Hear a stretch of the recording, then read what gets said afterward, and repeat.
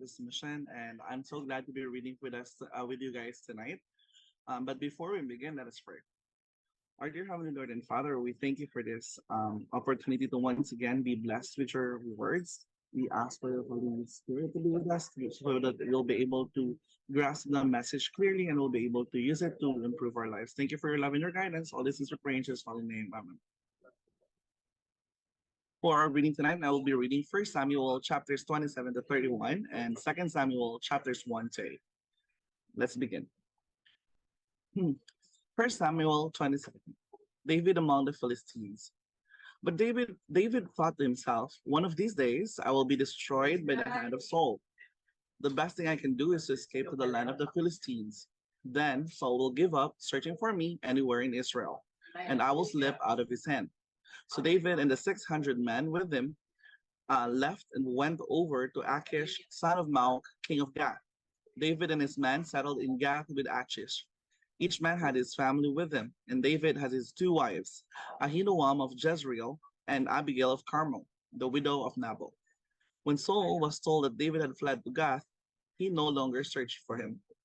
Then David said to Achish, if I have found favor in your eyes, let a place be assigned to me in one of the country towns, that I may live there. Why would your servant live in the royal city with you?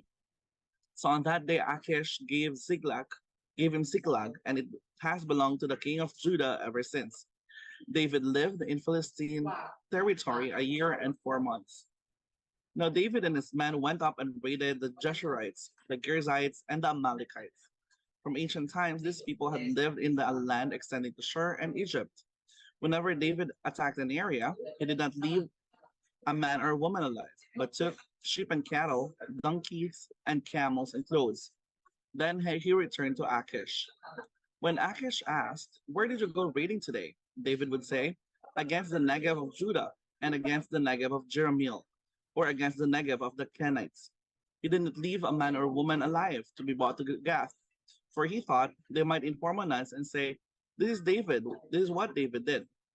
And such was his practice as long as he lived in the Philistine territory. Achish trusted David and said to himself, he has become so obnoxious to his people, the Israelites, that he will be my servant for life. In those days, the Philistines gathered their forces to fight against Israel. Achish said to David, you must understand that you and your men will accompany me in that army. David said, you will see for yourself what your servant can do. Achish replied, very well, I will make you my bodyguard for life. Saul and the medium at Endor. Now Samuel was dead, and all Israel had mourned for him, and buried him in his own town of Ramah. Saul had expelled the mediums and spiritists from the land.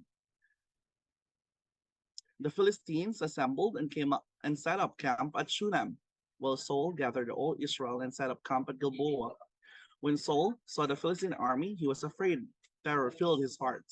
He inquired of the Lord, but the Lord did not answer him by dreams or Urim or prophets. Saul then said to his attendants, find me a woman who is a medium, so I may go and inquire of her. There is one in Endor, they said. So Saul disguised himself, putting on other clothes, and at night he and two men went to the woman. Consult a spirit for me, he said, and bring up for me the one I name.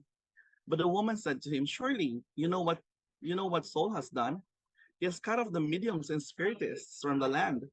Why have you set a trap for my life to bring about my death? Saul swore to her by the Lord, as surely as the Lord lives, you will not be punished by this. Then the woman asked, whom shall I bring up for you? Bring up Samuel, he said. When the woman saw Samuel, she cried out at the top of her voice and said to Saul, why have you deceived me? You are Saul. The king said to her, don't be afraid. What do you see? The woman said, I see a ghostly figure coming up out of the earth. What does he look like? He asked. An old man wearing a robe is coming up, she said. Then Saul knew it was Samuel, and he bowed down and prostrated himself with his face to the ground. Samuel said to Saul, "Why have you disturbed me by bringing me up?" "I am in great distress," Paul said. "The Philistines are fighting against me, and God has departed from me. He no longer answers me, either by prophets or by dreams. So I have called on you to tell me what to do." Samuel said, "Why do you consult me, now that the Lord has departed from you and become your enemy? The Lord has done what he predicted through me. The Lord has torn the kingdom out of your hands and given it to one of your neighbors, to David. Because you did not obey the Lord or carry out his fierce wrath against the Amalekites, the Lord has done this to you today. The Lord will deliver both Israel and you into the hands of the Philistines, and tomorrow you and your sons will be with me. The Lord will also give the army to Israel into the hands of the Philistines." Immediately Saul fell full length on the ground, filled with fear because of Samuel's words. His strength was gone, for he had eaten nothing all that day and all that night. When the woman came to Saul and saw that he was greatly shaken, she said, "Look, your servant has obeyed you. I took my life in my hands and did what you told me to. Now please, listen to your servant and let me give you some food from you may eat and have the strength to go on your way." He refused and said, "I will not eat." But his men joined the woman in urging him, and he listened to them. He got up from the ground and sat on the couch. The woman had a fattened calf at the house, which she butchered at once. She took some flour, kneaded it, and baked bread without yeast. Then she set it before Saul and his men, and they ate. That same night, they got up and left. Achish sends David back to Ziklag. The Philistines gathered all their forces at Aphek, the Israel camp by the spring in Jezreel. As the Philistine rulers marched with their units of hundreds and thousands, David and his men were marching at the rear with Achish. Commanders of the Philistines asked, "What about these Hebrews?" Achish replied, "Is this not David, who was an officer of Saul, king of Israel? He's already been with me for over a year, and from the day he left Saul until now, I have found no fault in him." But the Philistine commanders were angry with Achish and said, "Send the man back, that he may return to the place you assigned him. He must not go with us into battle, or he will turn against us during the fighting. How better would he regain his master's favor than by taking the heads of our own 4 men? Isn't this the David they sang about in their dreams? Saul has slain his thousands, but David his tens of thousands." So Achish called David and said to him, "As surely as the Lord lives, you have been reliable, and I will be pleased to have you serve with me in the army. But the day you came to me until today, I have found no fault in you, but the rulers don't approve of you. Now turn back and go in peace. Do nothing to displease the Philistine rulers." "But what have I done?" asked David. "What have you found against your servant from the day I came to you until now? Why can't I go and fight against the enemies of my lord the king?"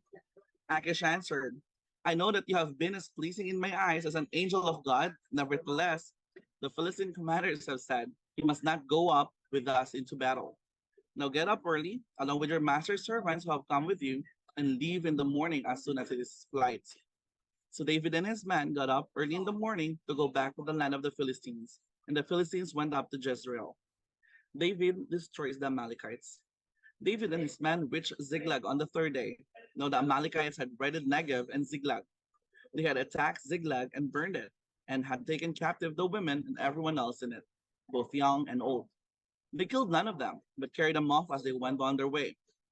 When David and his men reached Ziklag, they found it was destroyed by fire, and their wives and sons and daughters taken captive.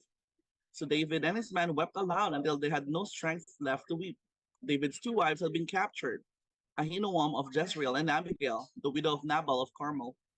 David was greatly distressed because the men were talking of stoning him. Each one was bitter in spirit because of his sons and daughters. But David found strength in the Lord his God. Then David said to Abiathar the priest, the son of Ahimelech, "Bring me to Ephod." Abiathar brought it to him. And David inquired of the Lord, "Shall I pursue this raiding party? Will I overtake them?" "Pursue them," he answered. "You will certainly overtake them and succeed in the rescue." David and the 600 men with him came to Besor Valley, where some stayed behind. 200 of them were too exhausted to cross the valley, but David and the other 400 continued to pursue it. They found an Egyptian in the field and brought him to David. They gave him water to drink and food to eat, part of a cake of pressed figs and 2 cakes of raisins. He ate and was revived, for he had not eaten any food or drunk any water for 3 days and 3 nights. David asked him, "Who do you belong to? Where do you come from?" He said, "I am an Egyptian, the slave of an Amalekite. My master abandoned me when I became ill 3 days ago. He raided the Negev of the Kerethites, some territory belonging to Judah, and the Negev of Caleb, and we burned Ziklag." David asked him, can you lead me down to this raiding party?" He answered, "Swear to me before God that you will not kill me or hand me over to my master, and I will take you down to them." He led David down, and there they were, scattered over the countryside, eating, drinking, and reveling because of the great amount of plunder they had taken from the land of the Philistines and from Judah. David fought them from dusk until the evening of the next day, and none of them got away, except 400 young men who rode off on camels and fled. David recovered everything the Amalekites had taken, including his 2 wives. Nothing was missing, young or old, boy or girl, plunder or anything else they had taken. David brought everything back.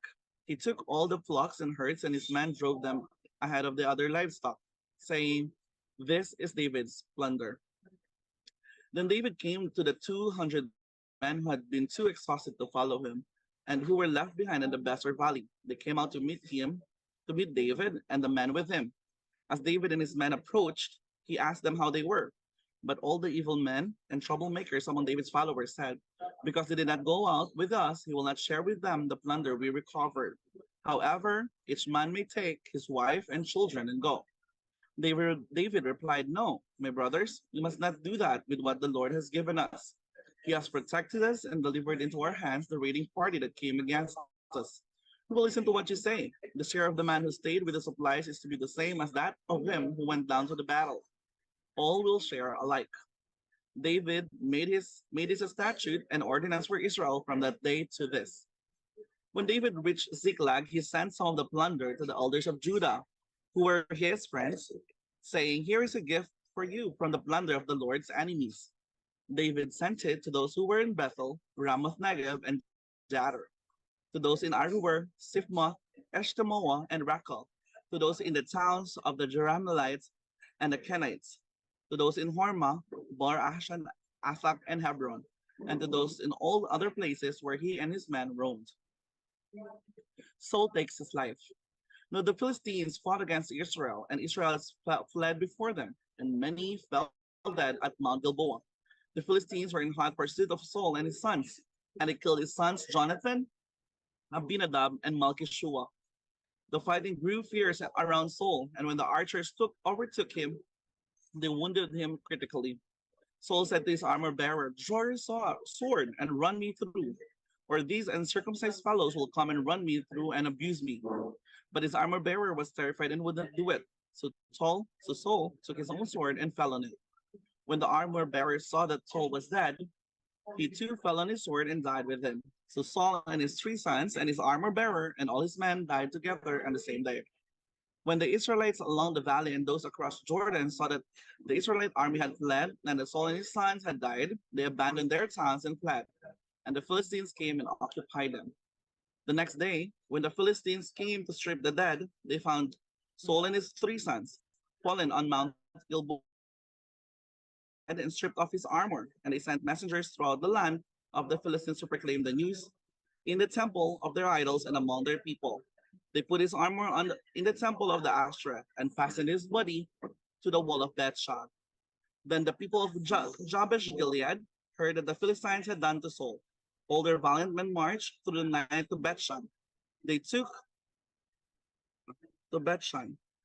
down the bodies of Saul and his sons from the wall to Bethshan, and went to Jabesh, where they burned them.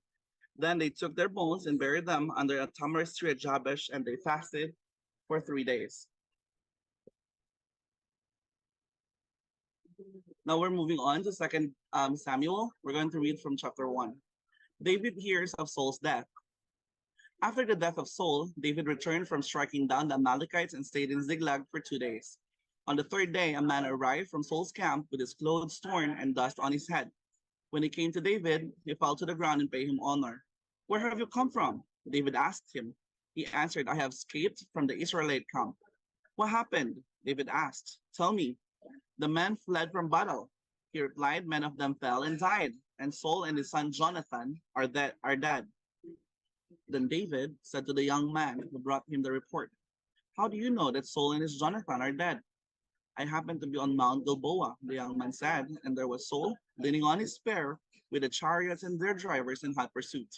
Then he turned around and saw me. He called out to me, and I said, what can I do? He asked me, who are you? An Amalekite, I answered. Then he said to me, stand here by me and kill me. I'm in the throes of death, but I'm still alive. So I stood beside him and killed him, because I knew that after he had fallen, he could not survive. And I took the crown that was on his head and the band on his arm, and have them brought here to my lord. Then David and all the men with him took hold of their clothes and tore them. They mourned and wept and fasted till evening for Saul and his son Jonathan, and for the army of the Lord and for the nation of Israel, because they had fallen by the sword. David said to the young man, who brought him the report, where are you from? I am the son of a foreigner, an Amalekite, he answered. David asked him, why weren't you afraid to lift your hand to destroy the Lord's anointed? Then David called one of his men and said, go, strike him down. So he struck him down and he died.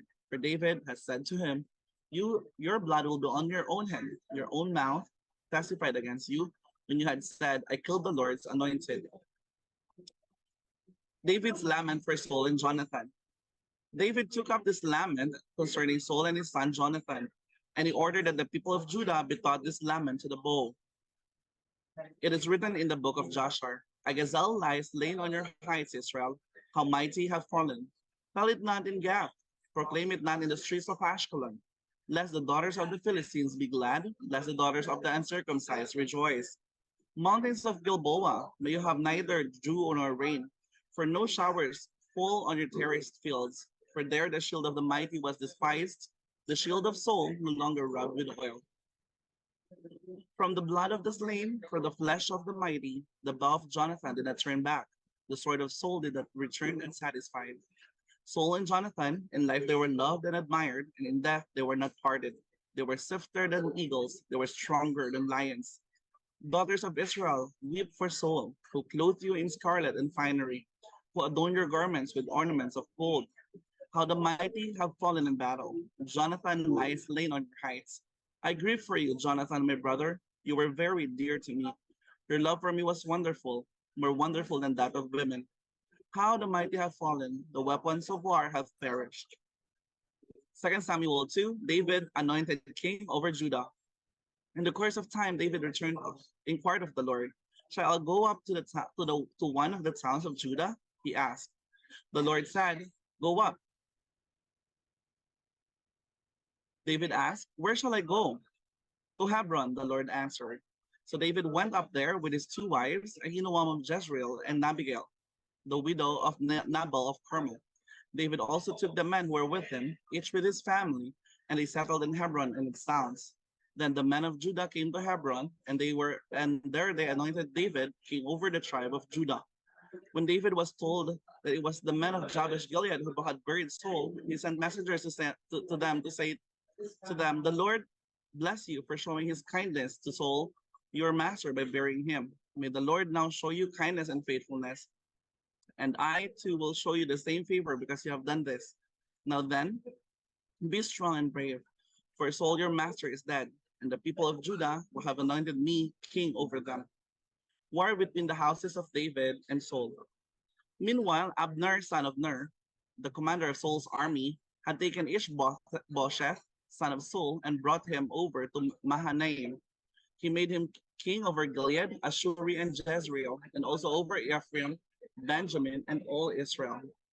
Ishbosheth, son of Saul, was 40 years old when he became king over Israel, and he reigned 2 years. The tribe of Judah, however, remained loyal to David. The length of time David was king in Hebron over Judah was 7 years and 6 months. Abner, son of Ner, together with the men of Ishbosheth, son of Saul, left Mahanaim and went to Gibeon. Joab, son of Zariah, and David's men went out and met them at the pool of Gibeon. One group sat down on one side of the pool, and one group sat on the other side. Then Abner said to Joab, "Let's have some of the young men get up and fight hand to hand in front of us." "All right, let them do it," Joab said. So they stood up and were counted off, 12 men for each Benjamin and Ishbosheth, son of Saul, and 12 for David.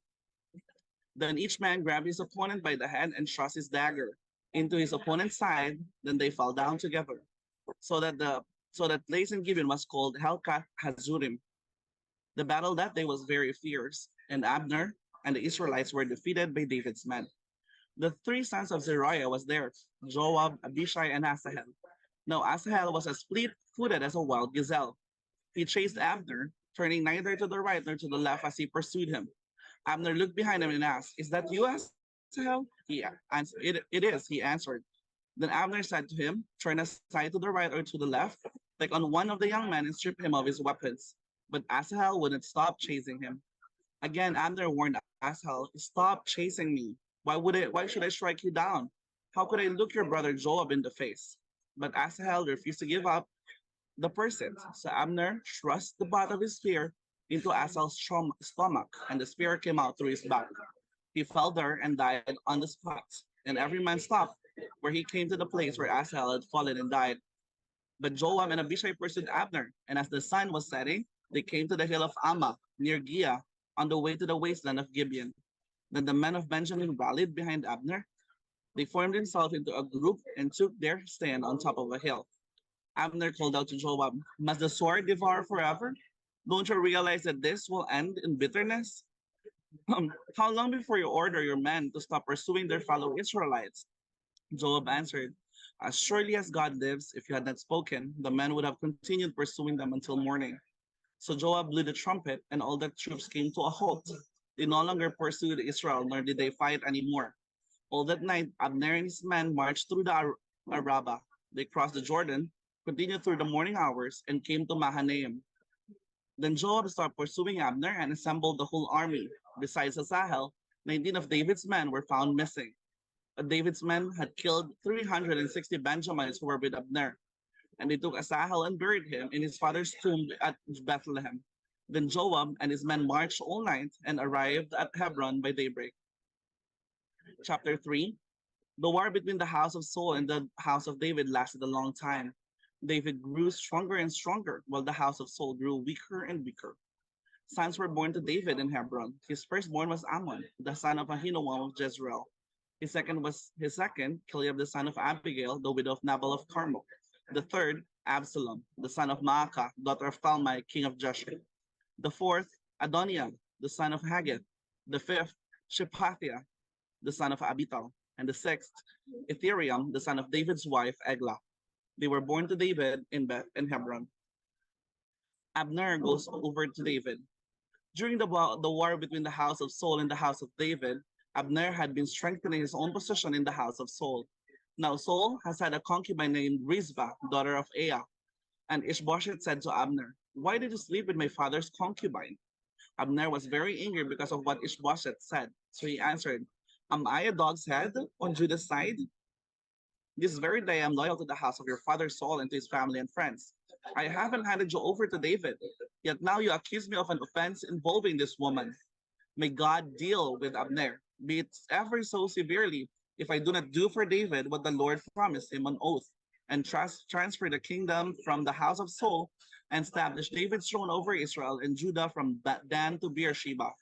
Ishbosheth did not dare to say another word to Abner, for he was afraid of him. Then Abner sent messengers on his behalf to say to David, "Whose land is it? Make an agreement with me, and I will help you bring all Israel over to you." "Good," said David. "I will make an agreement with you, but I demand one thing of you. Do not come into my presence until you bring Michal, daughter of Saul, where you come to see me." Then David sent messengers to Ishbosheth, son of Saul, demanding, "Give me my wife Michal, whom I betrothed to myself, for the price of 100 Philistine foreskins." So Ishbosheth gave orders and had her taken from her husband Paltiel, son of Laish. Her husband, however, went with her, weeping behind her all the way to Bahurim. Then Abner said to him, "Go back home." So he went back. Abner conferred with the elders of Israel and said, "For some time you have wanted to make David your king. Now do it, for the Lord promised David, by my servant David, I will rescue my people Israel from the hand of the Philistines and from the hand of all the enemies. Abner then also spoke to Benjamites in person. Then he went to Hebron to tell David everything that Israel and the whole tribe of Benjamin wanted to do. Then when Abner, who had 20 men with him, came to David at Hebron, David prepared a feast for him and his men. Then Abner said to David, let me go at once and assemble all Israel for my lord the king, so that they may make a covenant with you, and that you may rule over all that your heart desires. So David sent Abner away, and he went in peace. Joab murders Abner. Just then David's men and Joab returned from a raid and brought them with a great deal of plunder. But Abner was no longer with David in Hebron because David had sent him away, and he had gone in peace. When Joab and all the soldiers with him arrived, he was told that Abner, son of Ner, had come to the king, and the king had sent him away, and that he had gone in peace. So Joab went to the king and said, what have you done? Look, Abner came to you. Why did you let him go? Now he is gone. You know Abner, son of Ner. He came to deceive you and observe your movements and found everything you are doing. Joab then left David and sent messengers after Abner, and they brought him back from the cistern at Sirah. But David did not know it. Now when Abner returned to Hebron, Joab took him aside into an inner chamber, as if to speak with him privately. And there to avenge the blood of his brother Asahel, Joab stabbed him in the stomach, and he died. Later, when David heard about this, he said, I and my kingdom are forever innocent before the Lord concerning blood of Abner, son of Ner. May his blood fall on the head of Joab and on his whole family. May Joab's family never be without someone who has running sore or leprosy, or who leans on a crutch, or who falls by the sword, or who lacks food. Joab and his brother Abishai murdered Abner because he had killed their brother Asahel in the battle at Gibeon. Then David said to Joab and all the people with him, tear your clothes and put on sackcloth, and walk in mourning in front of Abner. King, they buried Abner in Hebron, and the king wept aloud at Abner's tomb. All the people wept also. The king sang this lament for Abner. Should Abner have died as the lowest die? Your hands were not bound, your feet were not fettered. You fell as one falls before the wicked. And all the people wept over him again. Then they all came and urged David to eat something while it was still day.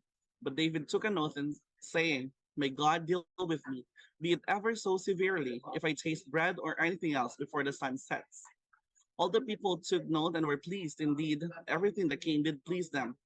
So on that day, all the people the people there, and all Israel knew that the king had no part in the murder of Abner, son of Ner.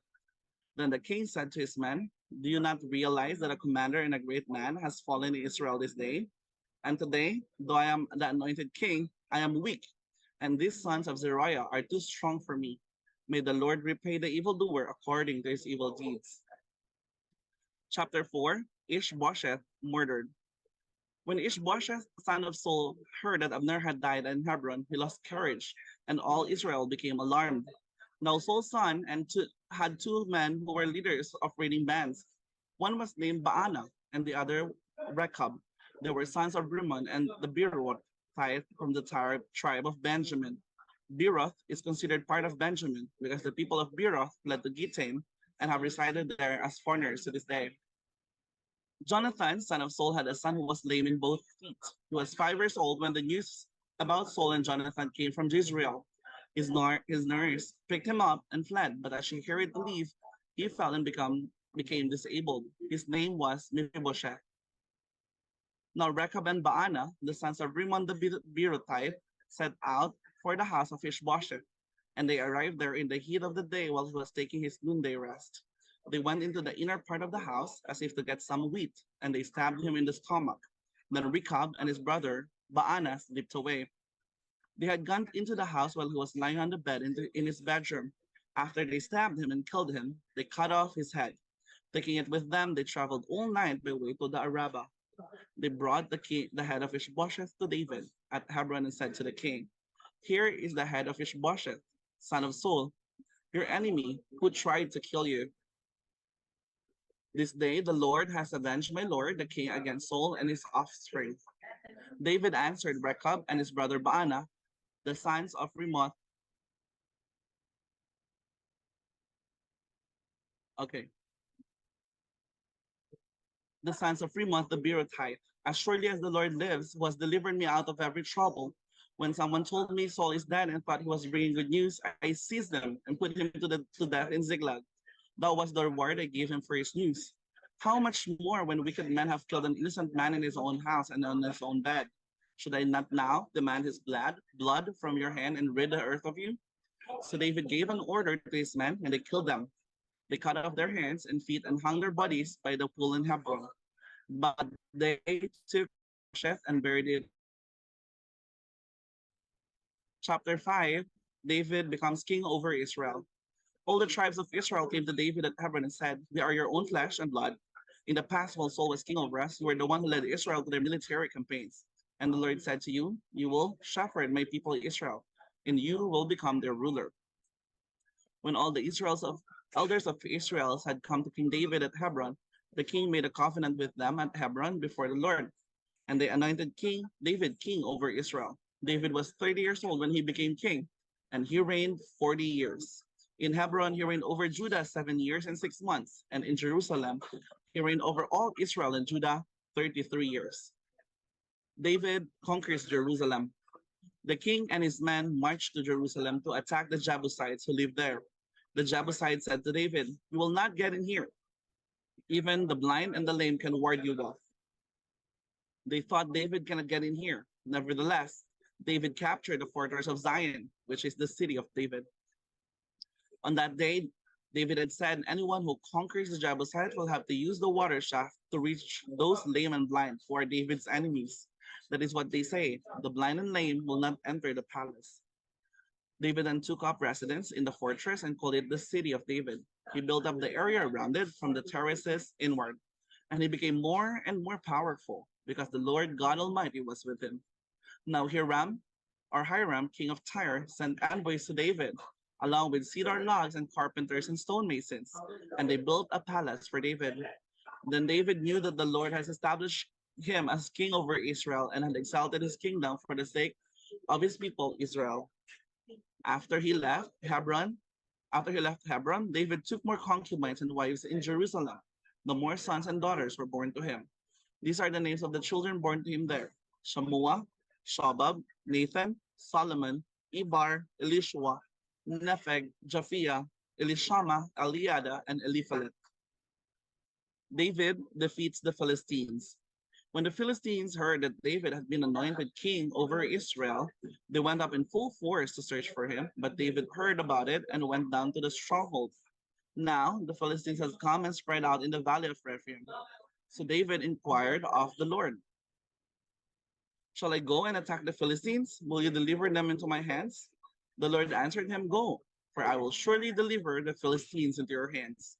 So David went to Baal Perazim, and there he defeated them. He said, "As waters break out, the Lord has broken out against my enemies before me." So that place was called Baal Perazim. The Philistines abandoned their idols there, and David and his men carried them off. Once more, the Philistines came up and spread out in the valley of Rephaim. So David inquired of the Lord, and he answered, "Do not go straight up, but circle around behind them and attack them in front of the poplar trees. As soon as you hear the sound of marching in the tops of the poplar trees, move quickly, because that will mean the Lord has gone out in front of you to strike the Philistine army." So David did as the Lord commanded him, and he struck down the Philistines all the way from Gibeon to Gezer. Chapter 6, the ark brought to Jerusalem. David again brought together all the able young men of Israel, 30,000. He and all his men went to Bala in Judah to bring up from there the ark of God, which is called by the name of the Lord Almighty, who is enthroned between the cherubim of the ark. They set the ark of God on a new cart and brought it from the house of Abinadab, which was on the hill. Uzzah and Ahio, sons of Abinadab, were guiding the new cart with the ark of God on it, and Ahio was walking in front of it. David and all Israel were celebrating with all their might before the Lord, with castanets, harps, lyres, timbrels, sistrums, and cymbals. When they came to the threshing floor of Nacon, Uzzah reached out and took hold of the ark of God, because the oxen stumbled. The Lord's anger burned against Uzzah because of his irreverent act. Therefore God struck him down, and he died there beside the ark of God. Then David was angry because the Lord's wrath had broken out against Uzzah. And to this day, that place is called Perez Uza. David was afraid of the Lord that day and said, how can the ark of the Lord ever come to me? He was not willing to take the ark of the Lord to be with him in the city of David. Instead, he took it to the house of Obed Edom the Gittite. The ark of the Lord remained in the house of Obed Edom the Gittite for 3 months, and the Lord blessed him in his entire household. Now, King David was told, the Lord has blessed the house of Obed Edom and everything he has because of the ark of God. So David went to bring up the ark of God from the house of Obed Edom to the city of David, rejoicing. When those who were carrying the ark of the Lord had taken 6 steps, he sacrificed a bull and a fattened calf. Wearing a linen ephod, David was dancing before the Lord with all his might, while he and all Israel were bringing up in the ark of the Lord with shouts and sounds of trumpets. As the ark of the Lord was entering the city of David, Michal, daughter of Saul, watched from a window. And when she saw King David leaping and dancing before the Lord, she despised him with her heart. They brought the ark of the Lord and set it in its place inside the tent that David had pitched for it. And David sacrificed burnt offerings and fellowship offerings before the Lord. After he had finished sacrificing the burnt offerings and fellowship offerings, he blessed the people in the name of the Lord Almighty. Then he gave a loaf of bread, a cake of dates, and a cake of raisins to each person in the whole crowd of Israel, both men and women, and all the people went to their homes. When David returned home to bless his household, Michal, daughter of Saul, came out to meet him and said, how the king of Israel has distinguished himself today, going around half naked in full view of the slave girls of his servants as any vulgar fellow would. David said to Michal, it was before the Lord who chose me rather than your father or anyone from his house when he appointed me a ruler over the Lord's people Israel. I will celebrate before the Lord. I will become even more undignified than this, and I will be humiliated in my own eyes. But by these slave girls you spoke of, I will be held in honor. And Michal, daughter of Saul, had no children to the day of her death. Chapter 7, God's promise to David. After the king has settled in his palace and the Lord has given him rest from all his enemies around him, he said to Nathan the prophet, here I am, living in the house of cedar, while the ark of God remains in a tent. Nathan replied to the king, whatever you have in mind, go ahead and do it, for the Lord is with you. But that night, the Lord of the Lord came to Nathan, saying, go and tell my servant David, this is what the Lord says. Are you the one to build me a house to dwell in? I have not dwelt in a house from the day I brought the Israelites up out of Egypt to this day. I have been moving from place to place with a tent as my dwelling. Wherever I have moved with all the Israelites, did I ever say to any of the rulers whom I'm commanded to shepherd my people Israel, why have you not built me a house of cedar? Now then, tell my servant David, this is what the Lord Almighty says. I took you from the pasture, from tending the flock, and appointed you ruler over my people in Israel. I have been with you wherever you have gone, and I have cut off all your enemies before you. Now I will make your name great, like the names of the greatest men on earth. And I will provide a place for my people Israel, and will plant them so that they can have a home of their own and no longer be disturbed. Wicked people will not oppress them anymore, as they did at the beginning, and have done ever since the time I appointed leaders over my people Israel. I will also give you rest from all your enemies. The Lord declares to you that the Lord himself will establish a house for you. When your days are over and you rest with your ancestors, I will raise up your offspring to succeed you, your own flesh and blood, and I will establish his kingdom. He is the one who will build a house for my name, and I will establish the throne of his kingdom forever. I will be his father, and he will be my son. When he does wrong, I will punish him with a rod wielded by men, with floggings inflicted by human hands. But my love will never be taken away from him, as I took it away from Saul, whom I removed from before you. Your house and your kingdom will endure forever before me. Your throne will be established forever. Nathan reported to David all the words of his entire revelation. David's prayer. When King David went in and sat before the Lord, he said, who am I, sovereign Lord, and what is my family that you have brought me this far? And as if these were not enough in your sight, sovereign Lord, you have also spoken about the future of the house of your servant. And this decree, sovereign Lord, is for a mere human. What more can David say to you? For you know your servant, sovereign Lord. For the sake of your word and according to your will, you have done his great thing and made it known to your servant. How great you are, sovereign Lord.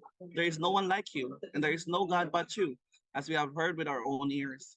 And who is like your people Israel, the one nation on earth that God went out to redeem as a people for himself, and to make a name for himself, and to perform great and awesome wonders by driving out nations and their gods from before your people, whom you redeemed